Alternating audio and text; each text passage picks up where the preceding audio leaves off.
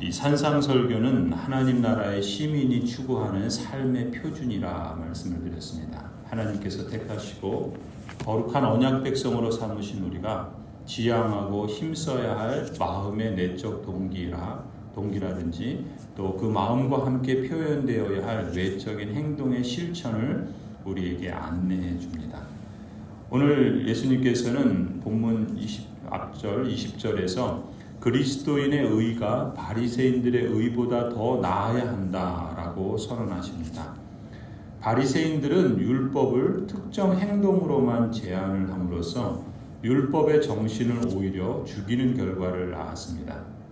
따라서 예수님은 율법이 요구하는 최소한의 어떤 외적인 행동만이 아니라 율법을 주신 하나님의 뜻을 헤아려서 내면에 품은 마음과 동기까지도 율법의 정신, 즉 하나님을 사랑하고 이웃을 사랑하라는 이 사랑의 이중계명을 최대한으로 실천하라고 말씀하시는 것이죠. 그래서 주님께서는 언약 백성들에게 율법을 주신 본래의 온전함을 회복시키고 또 생명을 확대하며 평강을 더해 주시고자 하셨던 것입니다. 그래서 21절 오늘 본문부터 내일 본문 48절까지를 보면은 율법학자들과 바리새파 사람들보다 더 나은 의가 그렇다면 무엇인가 예수님께서 구체적으로 예를 들어서 가르치십니다. 하나님 나라의 시민인 우리가 새로운 삶의 원리를 따라 살아갈 때 세상에 속한 사람과는 다른 독특성과 또한 세상에 속한 사람과는 다른 능력을 주신 하나님의 영광을 드러내는 자가 되게 하시는 것이죠. 가령 살인이나 화해나 간음이나 이혼이나 재혼, 맹세, 보복, 원수사랑 등과 같이 예수님께서는 율법의 요구를 파괴하는 것이 아니라 오히려 율법을 더욱 온전하게 완성하신다라고 말씀하십니다. 그 말씀을 예수님께서는 모세에게 주셨던 10계명에 적용해서 가르치시는 것이죠. 이러한 예들은 사실 하늘에선 없는 케이스들입니다.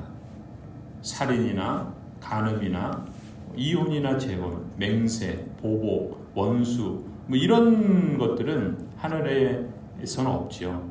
그렇기 때문에 하늘에 속한 사람들로서 이 땅을 밟고 살아가는 동안에 하늘의 시민다운 일상생활을 훈련하고 또한 그 삶의 복을 영유하도록 안내해 주시는 것입니다. 모세의 율법을 예로 들면서 너희는 이렇게 하라고 들었으나 그러나 나는 너희에게 이렇게 말한다. 너희는 들었으나 그러나 나는 너희에게 말한다. 이런 형식으로 공통된 표현들을 가지고 예수님께서 이제 그리스도의 법, 새로운 계명을 말씀해 주십니다. 지금 예수님이 선언하시는 그 법은 모세의 율법을 능가하는 모세의 율법보다 온전하고 또 율법을 완성하는 것임을 드러내 주시는 것이죠. 모세의 율법을 가르칠 때 율법 학자들과 바리새인들은 최소한 율법이 요구하는 것만 외적으로 행동하면 된다고 가르친 셈입니다. 가령 살인하지 말라. 이 말씀은 최소한 다른 사람을 죽이는 행동만 하지 않으면 살인이 아닌 것이죠. 간음하지 말라. 이 말씀도 최소한 다른 사람과 직접적인 간음 행위만 하지 않으면 간음이 아니라는 것입니다. 따라서 율법학자들과 바리새파 사람들은 다른 사람이 피를 흘려 죽이는 행위만 하지 않는다면 자신들이 계명을 지켰다고 생각했을 것입니다. 간음의 경우도 마찬가지죠.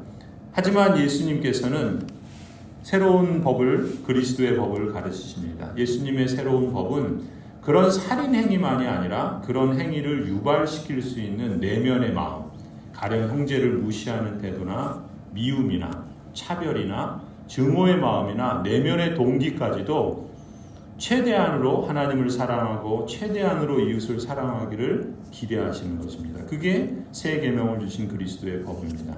한마디로 예수님이 안내하는 새로운 삶의 원리는 외적인 행동뿐만 아니라 그 행동을 유발하는 내면의 동기까지도 최대한 사랑의 이중계명을 순종하기를 기대하시는 것이죠.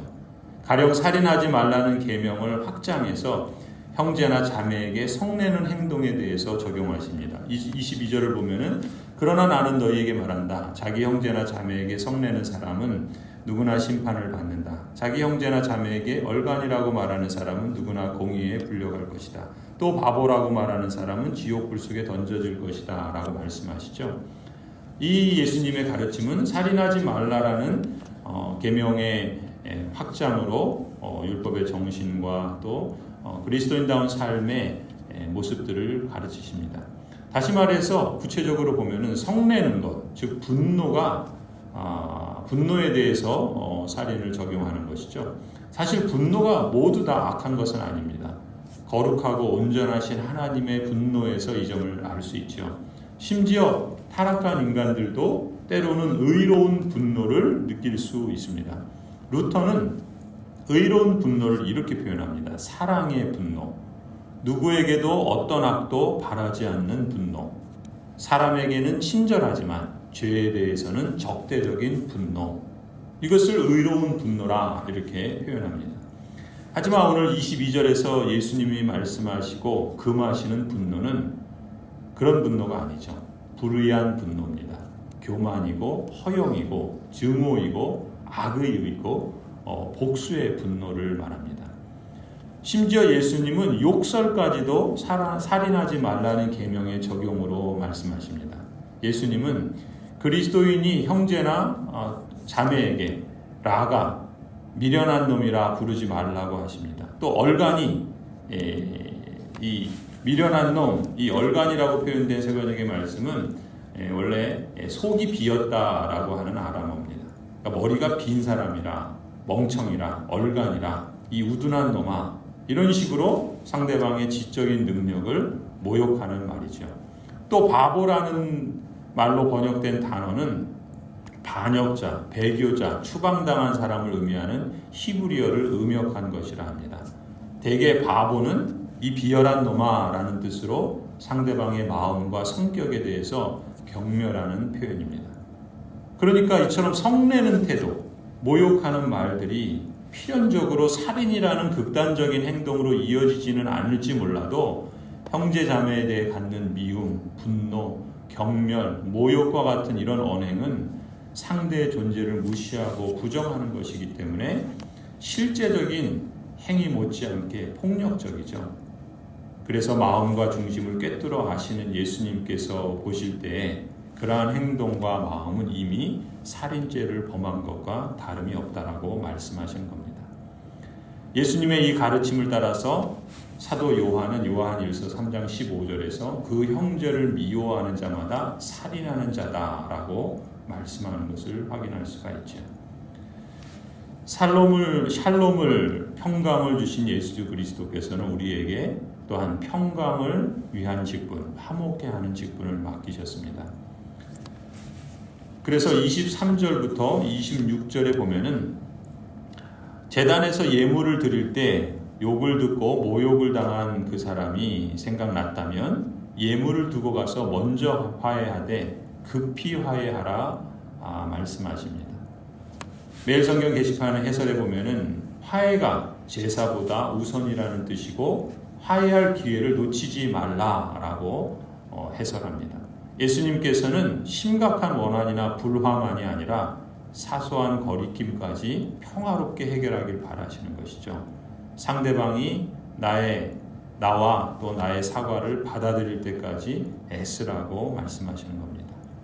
또 27절부터 이어지는 간음하지 말라라는 말씀도 예수님께서 그리스도의 새로운 법을 10계명에 적용하십니다. 간음을 행위로만 보고 그런 행위를 하지 않는 것만으로도 의롭다고 생각하는 율법학자들이나 바리새파 사람들에게 주님은 너희 마음속은 어떠냐라고 물으시는 겁니다. 간음 행위뿐만 아니라 마음속 음욕까지도 정죄하시는 것이죠. 살인이 분노와 증오에서 시작이 되듯이 간음은 음욕을 품는 데서 시작되기 때문입니다. 사람을 내 정욕을 풀어줄 대상으로 바라보는 시선 자체가 간음이라는 것이죠. 오늘날 우리는 성을 상품화하고 사람을 정욕의 대상으로 바라보게끔 부추기는 그 그런 시대를 살아가고 있습니다. 이런 세상 속에서 우리 자신과 또 우리 자녀들을 지키기 위해서 우리 마음과 행동을 늘 성찰해야 할 줄로 믿습니다. 예수 그리스도의 말씀은 이런 점에서 계속되어집니다. 사실 이러한 예수님의 새로운 계명, 그리스도의 법은 이 세상을 살아가는 우리들에게는 그야말로 믿음의 도전입니다. 하지만 그 가르침과 실천이 그저 실현 불가능한 이상주의를 말하는 것이 아니죠. 제자들이 주님이라고 고백하는 예수님처럼 예수 그리스도께서 지신 십자가에 가시적으로 참여하도록 우리를 부르시는 겁니다. 예수님의 의도는 내일 본문인데 48절에 기록하고 있죠. 48절에 이렇게 말씀합니다. 이 설교를 마무리하시면서 그러므로 하늘에 계신 너희 아버지께서 완전하신 것과 같이 너희도 완전하여라. 하늘에 계신 너희 아버지라는 말을 표현하지요. 그 아버지의 온전하심, 그 아버지의 완전하심과 같이 너희도 온전하고 완전하라 말씀하십니다. 그리스도를 믿고 따르는 사람다운 하나님의 성품을 또 하나님 나라의 질서를 우리의 삶에 연결시키고 또 그것을 훈련하며 이 땅에 살아가지만 다른 가치와 다른 삶으로 다른 독특성과 또 그러한 능력을 갖고 살아가도록 우리를 초대하십니다. 죄로 인해서 우리의 존재의 가치와 관계의 질서가 깨진 세상입니다.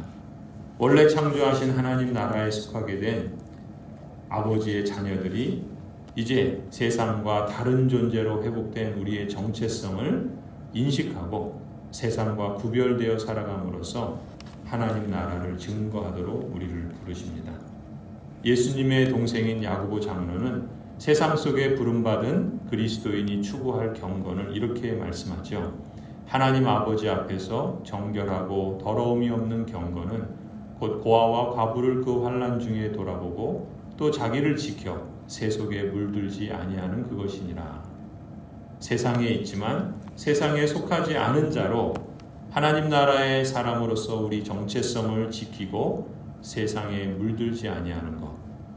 또한 하늘에 속한 자이지만 세상으로 보냄받았기에 하나님 나라의 질서를 이 땅에서 실천하고 증거함으로써 예수님처럼 평강의 왕이신 예수 그리스도의 위임받은 화목하는 직분을 받은 사람답게 세상에서 제사장적인 사명을 감당하라고 우리를 초대하시는 것입니다. 이것을 우리 안에서 가능케 하시는 분이 바로 성령 하나님이시죠.